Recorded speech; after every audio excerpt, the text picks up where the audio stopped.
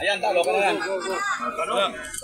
Miss Cathy Binag from Bisdak, Pilipinas. Bakit naisip nyo pong pumunta ngayon sa luksang rally dito sa Liwasang Bonifacio? Ano po ang nag-uudyok sa inyo? Kasi napakadelikado po yung mga isiniwalat nyo tungkol po sa First Family.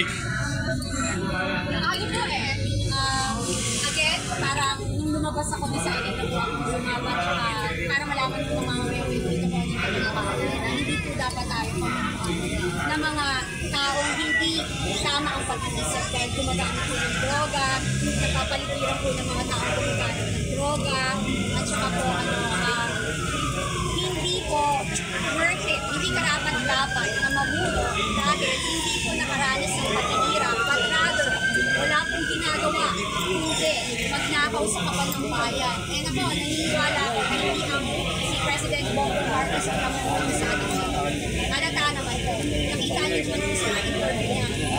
Siya ang existence na hindi niya alam kung ano yung nangyayari sa bansa natin. At kaya po ako pumunta dito kasi matagal ko na po talaga gusto pumunta. Naawa po ako kasi nakikita ko talaga ang mga wala talagang lumalaban, wala kumara, walang pagkain, tapos na sentence pinaglalaban po talaga kung ano yung nakakapunti sa nakakarami. Sorry, last 1 minute, yes po. Mensahe na lang po ni Miss Cathy, last message para sa lahat. Pero kakalas na po tayo. Go! Ang mensahe ko, wag mo kayong ang mensahe ko po, wag mo kayong mapagod lumaban. Kasi hindi mo kayo mabibigo. Kasi tama mo yung pinaglalaban.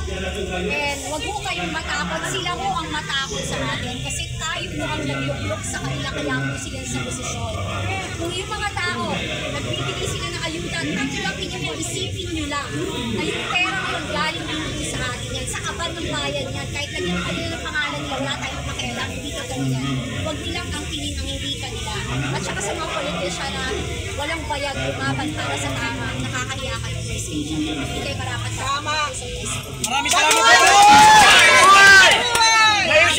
Miss Cathy Binag, follow up na lang. Kasamahan nyo ba lang tuloy-tuloy ang taong bayan sa ganitong pagkakataon? Iyan. Salamat po, Miss Cathy Binag.